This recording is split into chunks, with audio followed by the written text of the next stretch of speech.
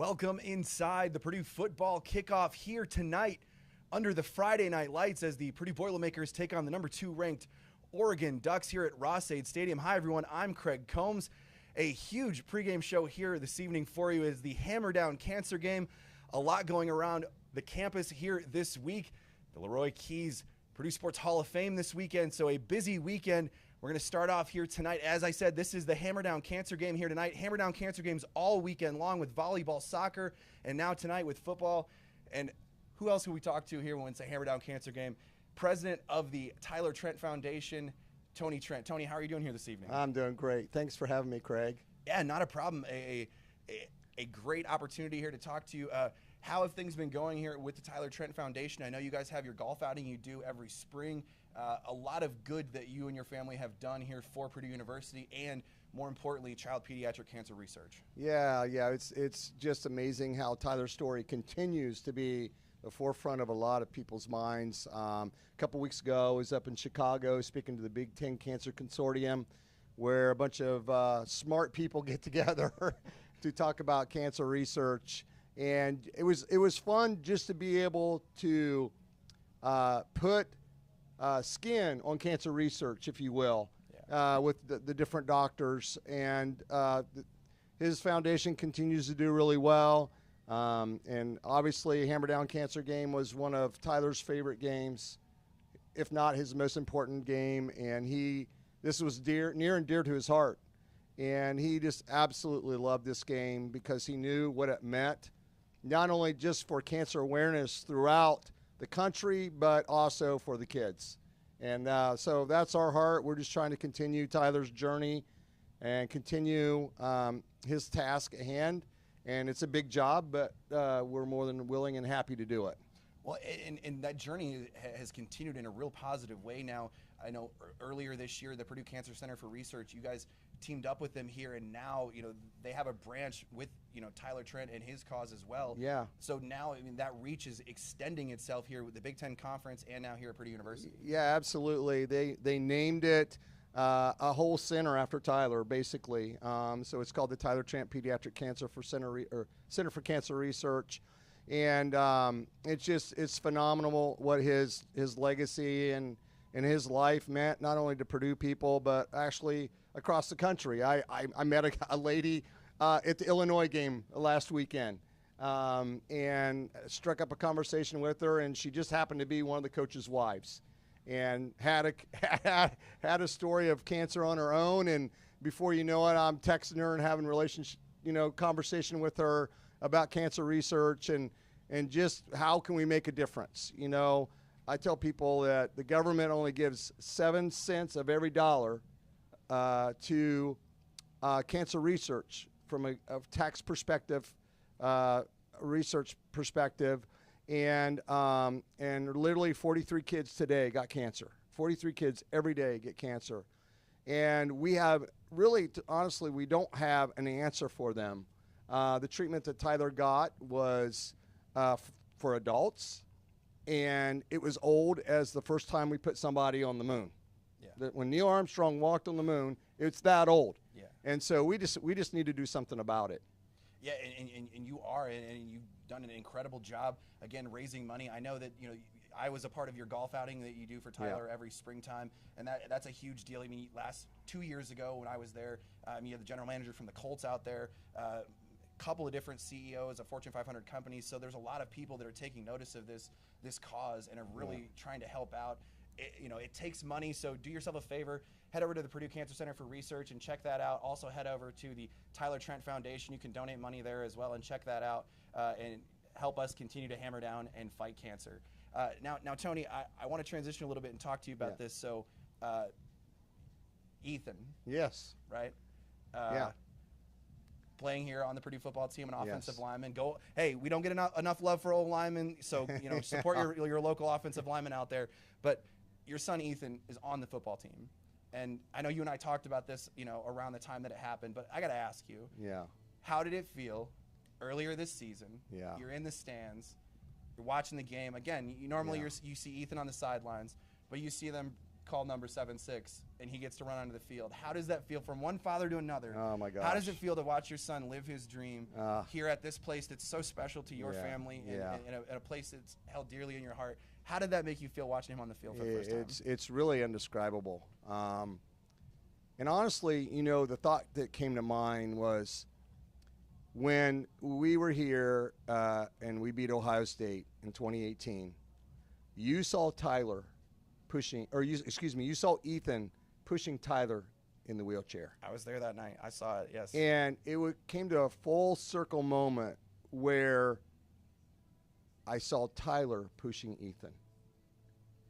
And it was one of those things where it was just a full circle moment. And honestly, I wish Tyler could have been here to see that. Because he would have been the biggest fan. He would have been on the front row again. And it was just indescribable, to be honest with you. And you know, hopefully he'll get some more playing time in the near future, and he'll be a significant player, part of the team. I know he works his rear end off. I literally got to see my son 3 weeks the entire summer because he's up here working. Yeah. And you know, he's a leader on the team already. I've had other players come up to me and talk to me about what Ethan's doing. I had an assistant AD talk to me when we were at an alumni function down in Naples and tell me, you know, how hard he's working and what he's doing for the team. So he may not be actually on the field playing, but I know he's contributing. Absolutely. And as a father, that's all you know, to know that your son is taking that leadership role and wanting to be in charge or wanting to be at the forefront of what they're doing out there. That's awesome. Yeah. And I really appreciate you sharing that with us. That's an awesome story. Tony, I want to thank you for joining us here on the Purdue Football Kickoff. It was a pleasure having you on here. Again, Hammer Down Cancer tonight. Go to the Tyler Trent Foundation. Check that out. Continue donating money to child pediatric cancer. We're going to send it up now to the Purdue Team Store. Ashlyn Boersma has the Purdue Team Store item of the day.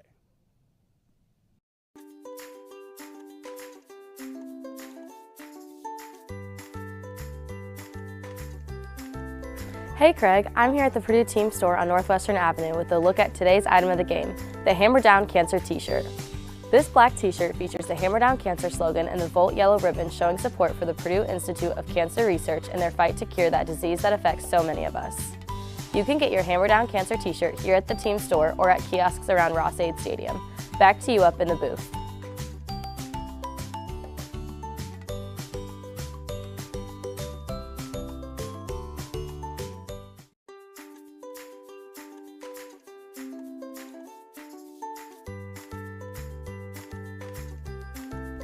Hey Craig, I'm here at the Purdue Team Store on Northwestern Avenue with a look at today's item of the game, the Hammer Down Cancer t-shirt.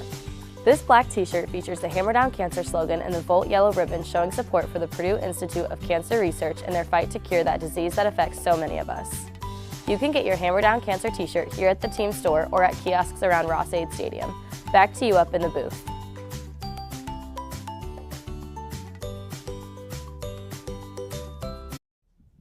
Back inside the Purdue Football Kickoff and run from one Hall of Fame dad to another, sitting here at my right here at this time, a member of the Purdue Den of Defensive Ends, a two-time Super Bowl champion. I know you can't say that enough. Two-time Super Bowl champion. Not in this part of the country. Not in this part of the country. Rosevelt Colvin. Yeah. Rosie, how are you doing this evening? I'm good, man. Thank you for having me, and looking forward to a great night of festivities here. I'm hoping for a really nice night of festivities. Yeah. I heard something about tearing the goalpost down tonight. I can't know we can't really say that on here, but I mean, man, that'd be awesome, right? And actually, whenever I come in town, I take the Brookstone. I can't wait. It's the next exit up. Like exit Brookston, Brookston, exit 178, and I drive by, the river all the time. I'm like, man, it'd be nice to see a goalpost going there. So maybe this is the night. Maybe this is the night. Maybe that's like a $500,000 fine, though, isn't it? Hey, listen, I think there's some Boilermaker fans out there that would pay that fine if that were to, come to fruition. We need to take that money and put it towards NIL. If we're going to donate funds, let's put it towards. Anyway, I'm sorry. Move on. Okay, so real quick here, I got some breaking news here, Rosie. I was doing some research, getting ready to have a conversation with you here tonight, and a couple weeks ago on a podcast, Bill Belichick podcast, actually, Bill Belichick told a story about a New England Patriot who broke his ribs. Oh, yeah. Yeah, that was me. It clicks in here. Okay, so a New England Patriot broke his ribs. Yeah, that was me. And then Bill was thinking of a punishment, and he talks about this. Yeah. And awful. He took your locker away from you and made you with an offensive lineman, Matt Light. Come on now. Matt is probably the worst person to be paired up with when it comes to the locker because he's really messy. Offensive linemen in general are messy, but Matt is extra messy, and then Matt is extra petty, so he does things that it's like, Matt, why would you do that? And he did it probably just because it was me. Bill was being petty, unfortunately, and I think it lasted probably like 2 months. 2 months? Yeah, I think they were doing something in the locker room. I think they were redoing the locker room, and we had to move out of there. But he made me. But that was Bill's fault because he wanted me to show him, my patented move, and I was like, okay, and I hit him, and down goes Bill. So and it is what it is. But I mean, I'm thinking about that, and like, hey, you were doing what you were supposed to do. Correct. Like, that's a good thing. Correct. Like, and typically you're rewarded when you are asked to do something and you do it the correct way. I wasn't rewarded in that aspect, and there you have it. I got to share some precious moments with Matt, as we exited the shower, in our shower towels, discussions of, whatever it may be. But Matt's a great dude. Love him and his family, Susie. So shout out to Matt. Yeah, shout out give to some Matt. Purdue Susie, love. Yeah. So from one good story to the next. So I mean, I do my homework. I pay attention. And so this weekend was the Leroy Keys Purdue Sports Hall of Fame. Yeah. Now earlier this afternoon, I was doing some research and I saw, they posted Tim Stratton went into the Hall of Fame. There was a comment that you posted. What I put? There was a comment that you posted on that picture, and it says that you weren't a member yet. You should be. No. And that jacket is an XL. No. I thought I put that I am a member, but I don't have a jacket. When I went in, which I'm very fortunate, thank you, Purdue Athletics. I never forget to call. Morgan Burke called me. I was in Fishers, Indiana. He called me and said, hey, Rosie, you sitting down? I said, yeah. He said, you're in the Hall of Fame. I said, what? So anyway, fast forward to today, as I see the ceremonies going on, these folks are getting jackets. I think I got a blanket, which I still use the blanket. But I would have worn it tonight, which is a blackout night for, in Ross-Ade. I would have worn that black Hall of Fame jacket tonight, but I don't have a jacket. So, Hall of Fame folks, I'm willing to purchase that if that is an option, by the way. But, yeah, I don't have that. But Tim should be mad because he went in after Matt Light, which is the reason why. That was the reason why I posted on the. Well, so you heard it here first. Mr. Babinski, please. Yes. Please get our Hall of Famer a jacket here. Yes. He looks really good in black leather. Let's get him a jacket. Extra large. Thank you. Transitioning a little bit here after some levity, but Hall of Fame dad. You have incredible kids. Thank you. Great human beings both off the court and on it. Your daughter right now, Raven, is a senior on the Purdue volleyball team. If it ended today, would go down as one of the best players to ever play here. And obviously, the senior year, it's going to get better as we move along here. But just kind of talk about Raven a little bit and what you've seen her and how you've seen her develop into the athlete that she is here today at Purdue. Yeah, fortunately, they've excelled at sports, their entire lives since they were younger. And Raven's story is a little bit different because she started off in the track and field world. From a minority standpoint, volleyball really wasn't on the forefront. It was always basketball or track, and so that's where we went because I didn't know anything about volleyball. Yeah. When I was a football player here, I never went in Holloway because it didn't have air conditioning or the fan system they have now. So you sweated, you dropped 20 pounds if you went in Holloway. Fast forward to middle school, she never lost a race. I was like, we're going to Purdue to run track. She comes to me one day and says, hey, I want to go out for the volleyball team because she wants to hang out with her friends. I'm like, look, we're not trying to be social. We're really trying to earn a scholarship so I don't have to pay for school. Yeah. Turned into what it was. Fortunately, a guy named Travis Fuller, who was on the Purdue staff, had a volleyball club in Indianapolis called the Academy. She tried out for a team. I think she was on like the 12-10s. It's like the worst team you could be on. Yeah. Next year, she grew like 2 or 3 inches, started jumping high, and Travis was like, I think you got something. I'm like, Travis, don't put me on this team because it costs like $6,000 to $7,000 to play on a travel volleyball team. Not to scare anybody out there, but it costs a lot of money. I was like, I'm not going to be a backfiller on the, so long story short, Dave saw her one day, and it just worked out, man. It's been truly a blessing to see her journey as a young lady into who she is today.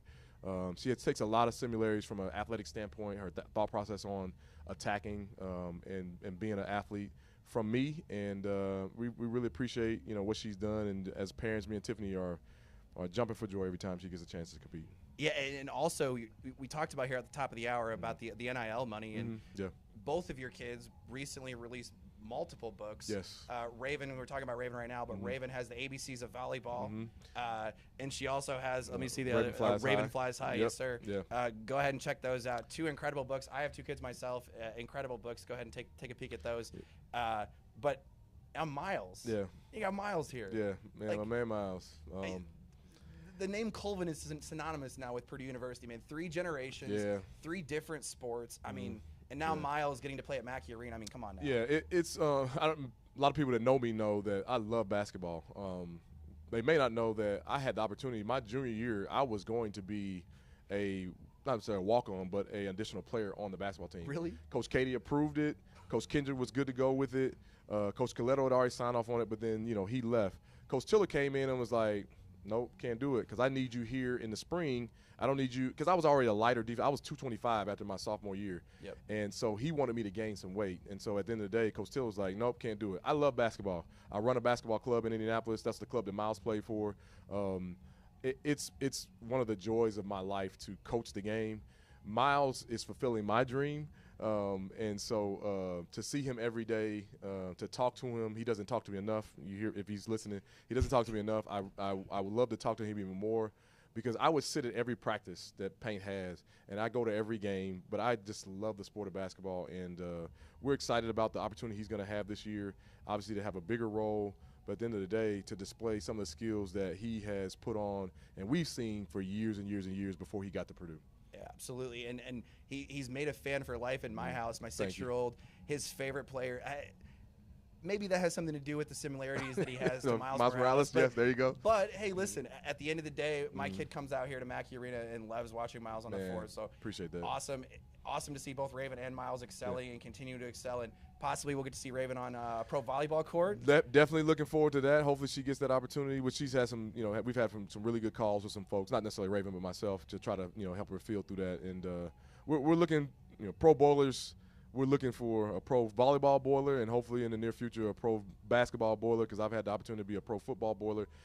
It's a great, I said about 10 years ago, it takes a special student athlete to be here at Purdue University. You got to want to be here. There's a purpose for them being here. I know God has given them the opportunity and the platforms that they have, and we're just trying to continue to give young folks like your kids the people to look up to. And I tell them all the time, you have folks that are looking forward to seeing you each and every day, so make sure you do the right things. Well, you and your wife, your kids are continuing to do great things. You guys did a great job raising 2 incredible kids. Thank you. I want to get you out of here on this one here. So tonight, number 2 Oregon, Purdue. Yeah. We got to get a prediction here. You said it to me before we came on the air tonight. It's rare that you're back here in Ross-Ade Stadium. Let's change that. But it's rare that you're here in Ross-Ade Stadium. You're here tonight. Give me a prediction for tonight's game. So I don't want to jinx it. Obviously, you had the Trent family on before I came on. So that game, I was here for that. I was here for the Michigan State game. I think that was 2 or 3 years ago, maybe 3 or 4. I think I was the captain. I think I was the honorary captain for that game. And I think that was a night game too. I'm here today. This is the only game I can make it to because, unfortunately, the people that make the schedules for Purdue sports did not understand that there's a Purdue family that has a volleyball player and a basketball player and a person that is tied to football. Long story short, I think I'm here for a reason, okay? And I'm, the change of quarterback, opportunity for a young kid to make a play. He has a chance to go down in Purdue or history. The defense, played, well. I think they got a chance to get back on their toes and on their feet. 35-33. We come out with a field goal to drive down and kick it to win the game, and we storm the field again for an upset victory and shock the world. There we go. Well, to add on to what you're saying, 35-33 prediction here from Rosie Colvin, but just to add on to what you were saying, I was also here on October 20th, 2018. Okay. I was also here there we the go. night that we played the Michigan stars State. are aligning. So we're lining up here early on. So we'll keep our fingers crossed here for a Boiler victory here tonight. But that's going to do it here for us on the Purdue football kickoff. I want to thank our guests here this evening, Tony Trent and Rosie Colvin. Excited for another night of football here under the Friday night lights of Ross-Ade Stadium. Make sure to check out Boiler Center next week on the Purdue socials. We'll have the recap for the game for you. Hopefully a victory for the good guys. But that will do it for us here this evening. I'm Craig Combs. We'll see you next week here on the kickoff.